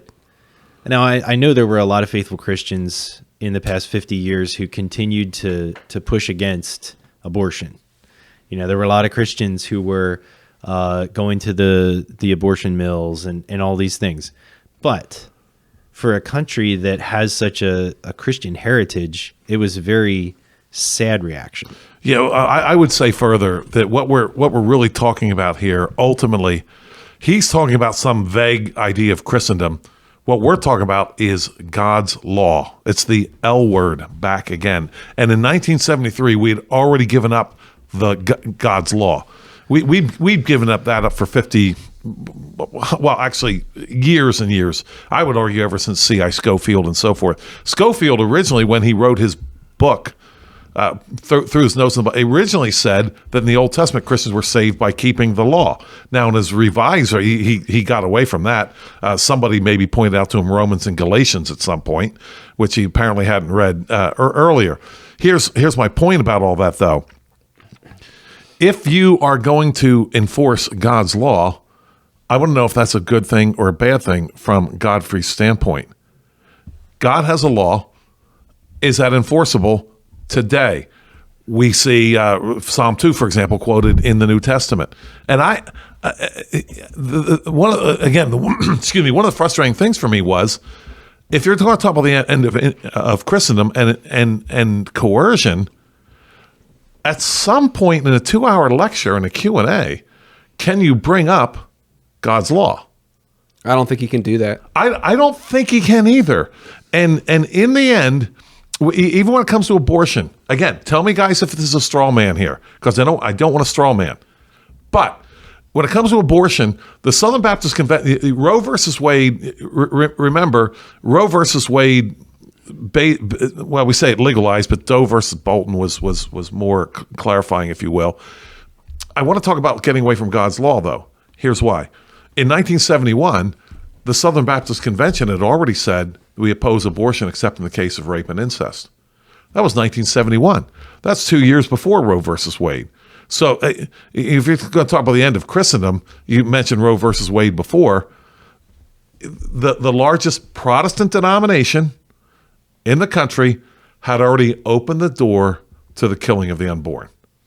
It always starts with the church. It does. It starts does. with the church. And it starts with the church, with the abandonment of God's law. It's the one thing that you're not allowed to promote in Christianity today.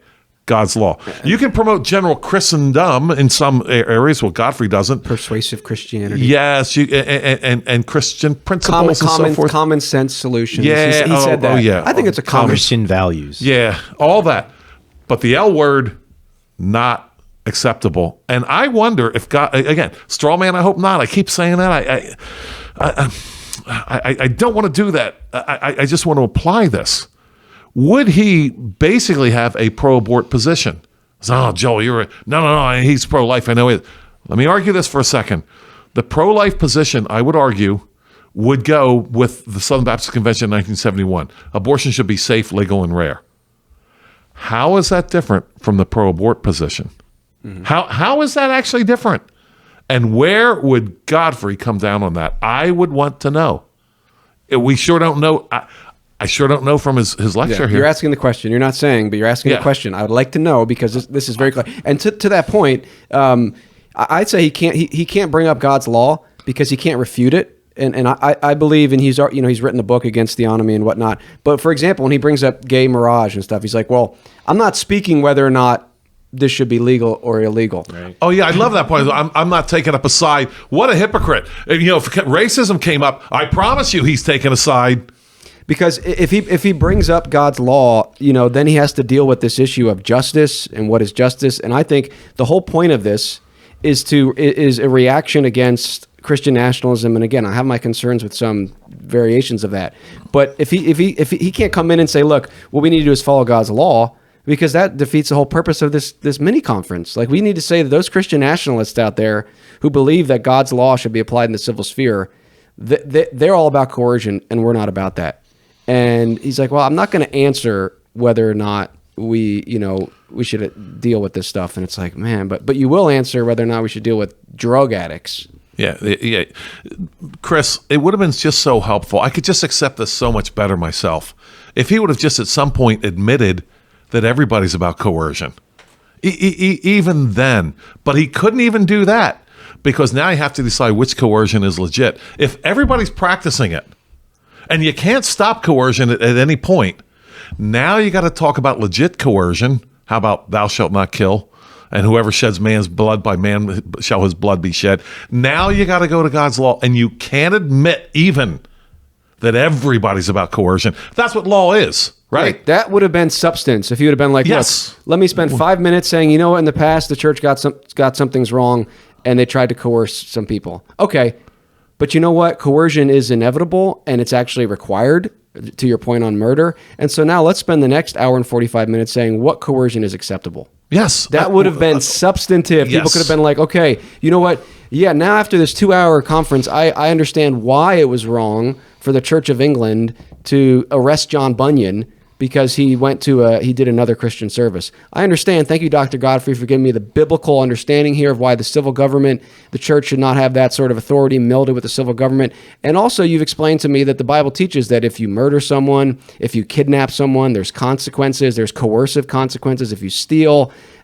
Now I understand. I have a framework to recognize that coercion is not evil, right? Coercion in and of itself. You talk about, what about in parenting? Coercion? Yeah, really. Are you spanking your child? Yeah. Physically preventing them, they're about to do something, grabbing them. I mean, he so contradicts himself, because he says coercion was great in the high school when the principal jacked up the kid. That was good coercion. But so I think that's where this failed miserably.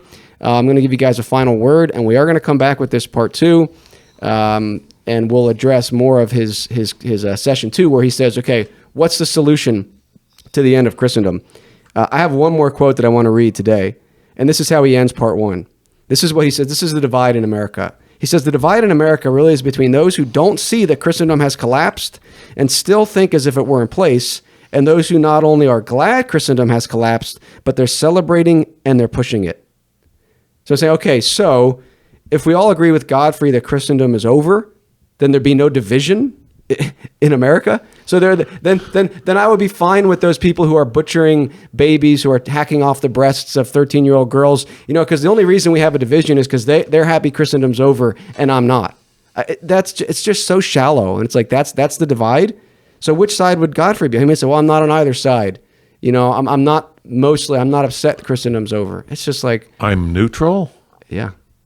How can you be neutral about abortion, about transgender? I know he would say he opposes those things, so I'm not saying he doesn't, but he just makes this. But he can't do it consistently. Right. That's the problem. Critique. Yeah. That is the problem. I don't know if this is my last word or not. I would wait till you finish. Okay. Yeah. My last word is Dr. Godfrey. I would invite you to the next Future of Christendom conference.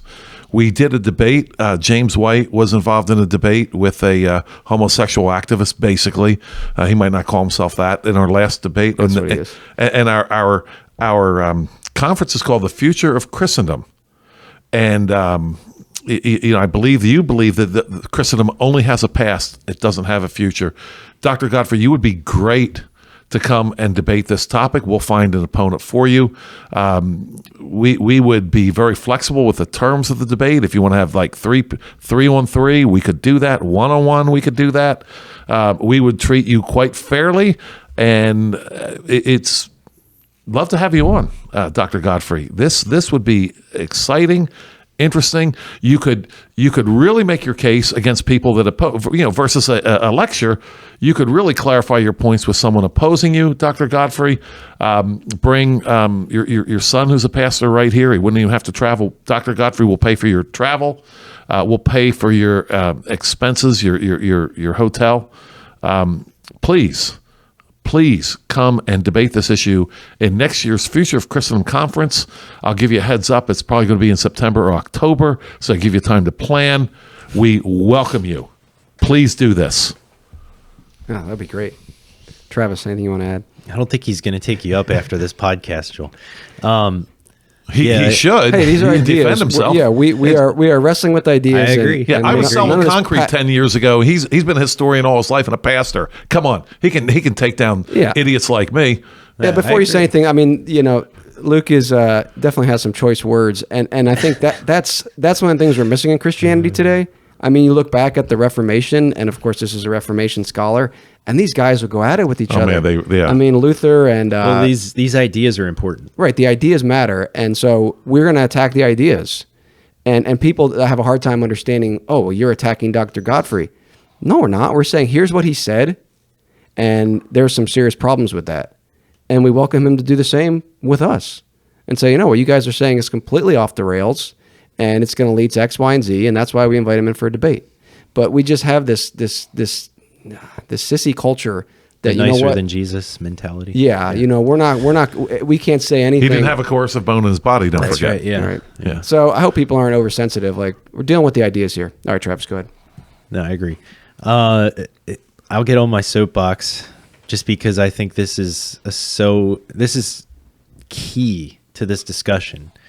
Is this idea that the Trojan horse of the United States of America and of the church nowadays is the myth of neutrality. I can agree with that. We as a church, and I think that's what's going on with Dr. Godfrey. I think we have allowed the Trojan horse of neutrality into Christendom.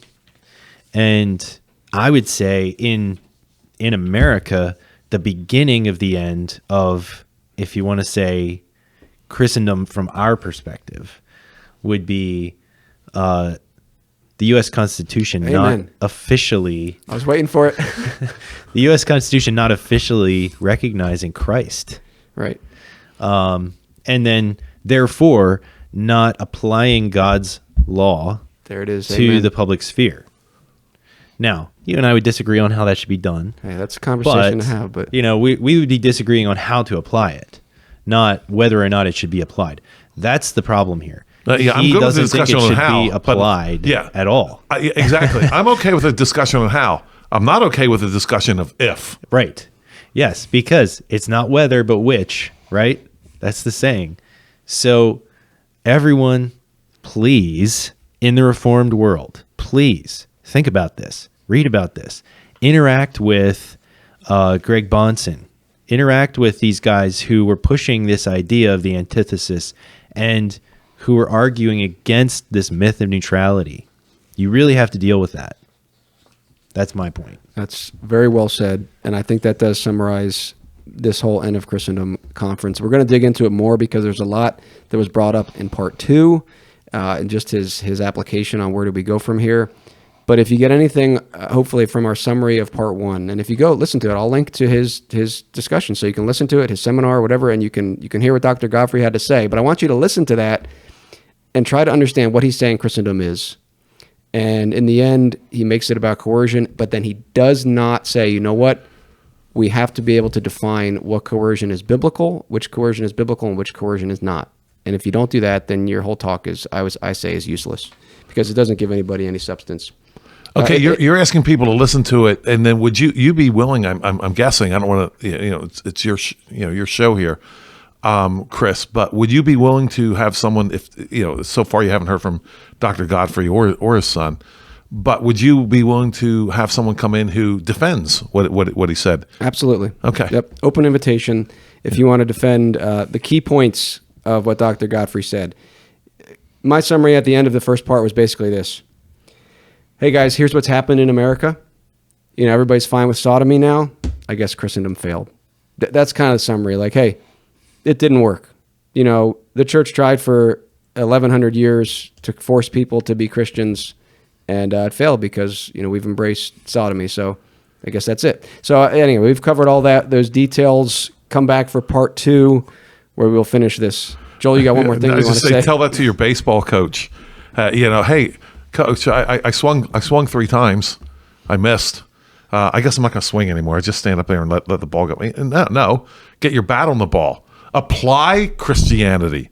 This is a failure of the lack of application of God's law, not the application of it. That's why this is so dangerous. That was the point that you brought up earlier, that, Calvinism has not really had a chance to really be applied in all of the cultural spheres, including government. I think Kuyper said that. Yeah. Well, you brought it up though earlier. No, I'm saying, but it's just ironic that he brings up Kuyper, and that's... I found that very interesting, and I look forward to really interacting with that idea in the next podcast. Yeah. Part 2, we will, people might say, well, you guys really didn't give us much solution either. Well, we were interacting with part 1. I think we gave solutions. Yeah. Well, we'll do it more, I think, next episode. But in part 1, Godfrey's basically laying out, here's Christendom, and here's why it ended. And we are challenging that and saying, okay, you need to understand, if we're going to define Christendom like this, then Godfrey's own talk is not consistent. It's inconsistent with itself, and it's certainly inconsistent with how most people have used the term Christendom, I would argue, throughout his church and I would history. argue, like I said before, that the beginning of the end, maybe I forget exactly how I said it, in the United States of America was, with the Constitution and the founding of the United States. But I don't see that as the end. I don't think we're at the end of Christendom. Well, it can only be the end of Christendom if you narrowly define it as Godfrey does. Right. If but from our perspective, this was a problem. This was, we definitely need to to go back, repent, and say, yeah, we tried to do this without God. That's the problem. Or more And- specifically, without his law. Well, yeah, but all Yeah. of it. Like we completely abandoned God, his law, everything. So let's get back to that. Yeah. I just can't overemphasize that. I mean, read Alvin Schmidt's book, How Christianity Changed the World. Was it perfect? No. But you had people saying, you know what? God's law is supreme. What was it? The one emperor who had butchered all these guys, and then the bishop went to him and said, you know what? You can't go murdering people. There's a higher law. It's God's law. And that changed the world. And we're standing on that. And Dr. Godfrey here is just dismissing all that and saying, that was all coercion. I'm glad it's over. I mean, what? I mean, to your point about the future of our children, we go 200 years from now, it's going to be a better place when secular humanism, when paganism has become the dominant force in morality and law. That's going to be better when we're butchering babies and hacking off breasts and walking through the street naked, celebrating sodomy. I know he said, We're here. We're queer. We're coming for your children. Right. I know he would say those things are bad. I'm not saying that he wouldn't, but my point is simply, you're dismissing everything because at some points, people who claim the name of Christ did things that were wrong. And the only way you can say they're wrong, this is the point, you can only say what they did was wrong, Dr. Godfrey, if you go to the Bible and say, you know what, this is not what the Bible says. And he didn't do that. He just said coercion is bad. And everybody's like, well, yeah, I guess you're right. And that's it. And that to me is a complete failure. You're throwing the game. That's what you're doing. You're throwing the game. You're conceding the very foundation that you have to build on when you give in to this idea of the secular state. You're giving it to them. And he's happy to do so, apparently. It's the right thing to do because we know the state is not coercive. Yeah. Well, we're going to have to stop there. There's so much. We could go on and on with this, and we'll get a part 2. So thank you for listening. Again, I hope you can join us again for part 2. Go listen to Dr. Godfrey's talks. Again, Dr. Godfrey, I know he's out in California, but we'd love to have him call into the show. And we love Pastor Godfrey here in Lancaster County to come in. I know Pastor Godfrey didn't give the talk in Lancaster County. His father did, but we'd love to have either one of you in or anyone else that would like to come in. And, I hope people will not be turned off by a robust discussion and analysis in disagreement with what Dr. Godfrey says. I'm not saying, Dr. Godfrey is an enemy of Christ. We're not saying that. We're saying, look, this is what this guy said, and what is the application of that? And where does that lead to? And how does that help people? And does it hurt things? It's possible for someone who's that's kind of his point. Hey, all these people said they were Christians, but sometimes they did things that were not correct. Well, that can still happen today. So let's have that discussion, and let's grow and move forward and talk. Let's not just dismiss each other. And so, again, we're saying, here's we disagree with you. We'd love to have you or anybody else come in and say, no, you're wrong. Here's why what Dr. Godfrey said was right. So please contact us, and we'll get you in here. For more information about the Lancaster Patriot, go to lancasterpatriot.com. To support our show, go to patreon.com/the Lancaster Patriot. Until next time, remember that Christ, not man, is king, and he will build his kingdom. So long.